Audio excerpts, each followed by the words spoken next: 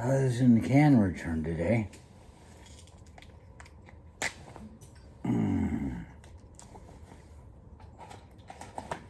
Twice in a row. I haven't run into any trouble at all. And I was shocked.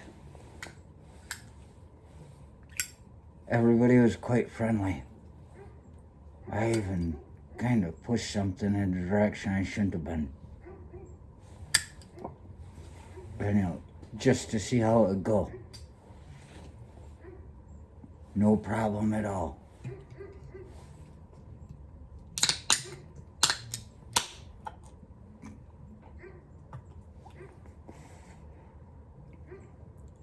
And I walked out of there after finishing my cans because I got to get the aluminum back. Otherwise, they're going to be late getting my paps to me because they don't have cans.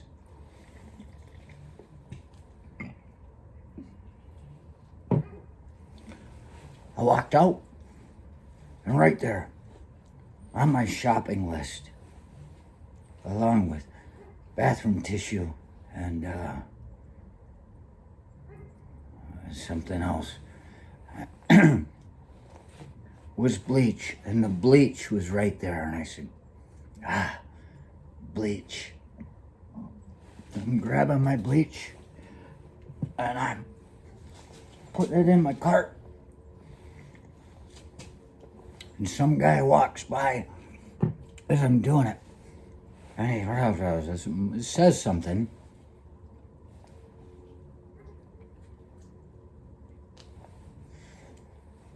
And I thought, he's talking to somebody. He's on the phone. And I looked and he wasn't holding a phone in his hand and he didn't have anything in his ears. I said, he's not talking to anybody but me. And I realized, in my short-term memory, he said, overkill. Because I'm buying bleach. This guy's saying overkill. Like, it's too much. You don't need that much. I'm like, what's that got to do with anything right now at all?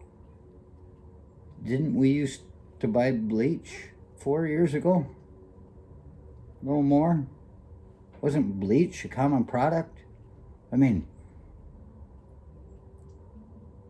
how unclean are you that you're bothered by people?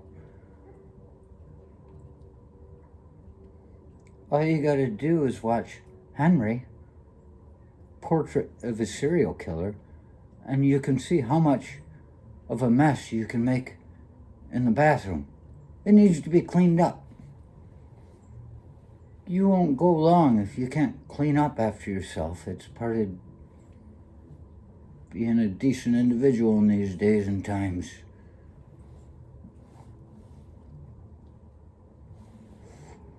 What I thought, right then when I realized that, I'm like, this guy doesn't know me at all.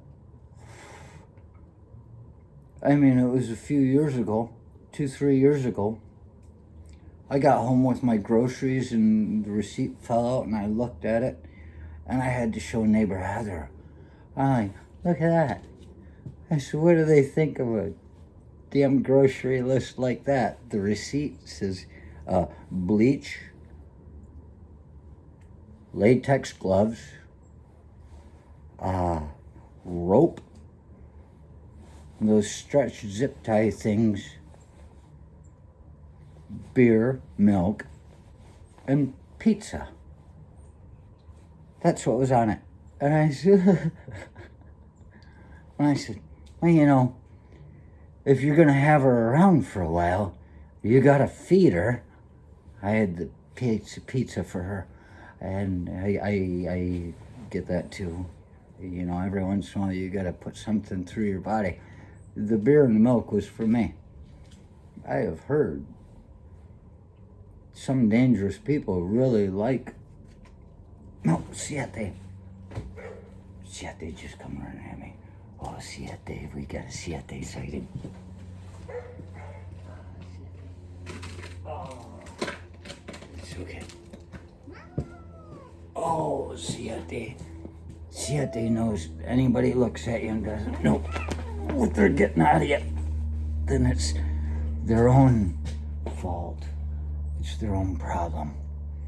So yeah, here, some guy walking by going, overkill. I'm like, what? You gotta be careful. You're reading me wrong. Be careful. Because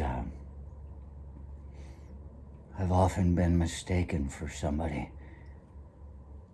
You know, just because I voted for Schwarzenegger Freeman doesn't mean that I'm complacent. There was once a guy in Mary's Tavern. He said, and he started screwing with me, and I'm sitting there at the damn table with him and a few other people. And this guy, he doesn't know me well enough not to screw with me. He starts screwing with me. I'm like, that is my gig.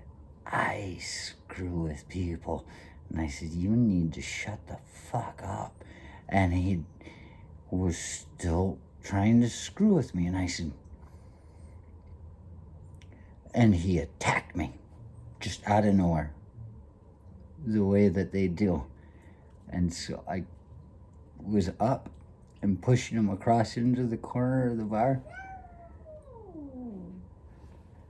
I had him by the neck, and I pushed him in the corner right by the dartboard, and I picked him up, and I had this guy above my head. I'm holding one arm going, oh, and I felt this damn neck in my hands, and it seemed so soft.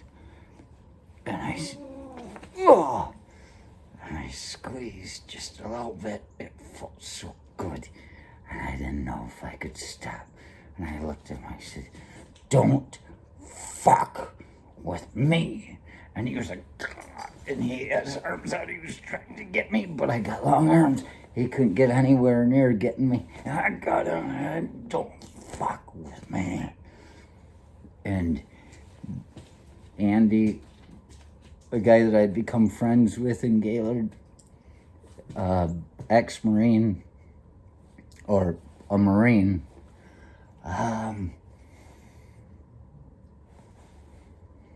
somebody that he was a comedian, actually, did the road, worked with Mike Birbiglia, and there was one time we were in the Timothy's across the road and through the building, that his phone rang and he answered. He's, hey, Biggs.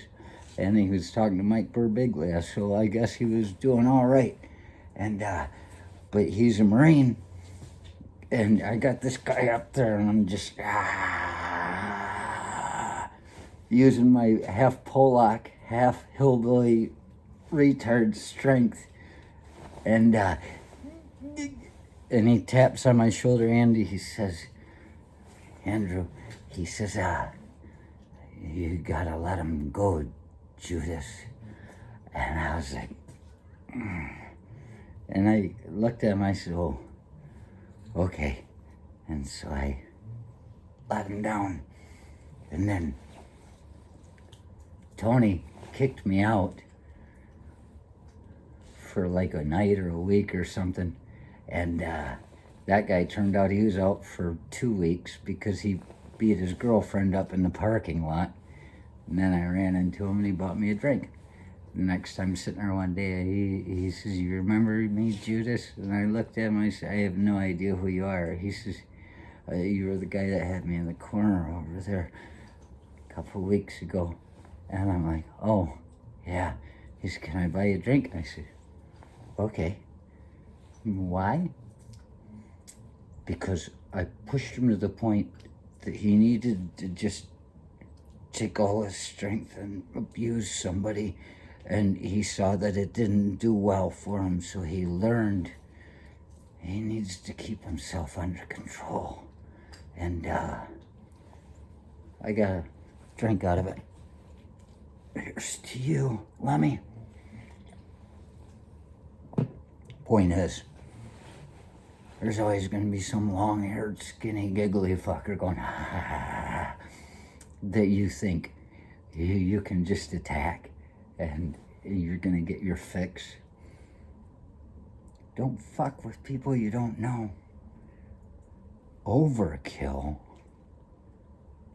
Overkill. Overkill. You don't know who's following you home.